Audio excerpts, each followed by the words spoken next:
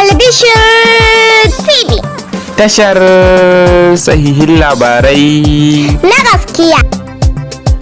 Danna subscribe kana ka danna ƙararrawar sanarwa domin samun sababbin shirye-shiryenmu da zaran mun ɗaura.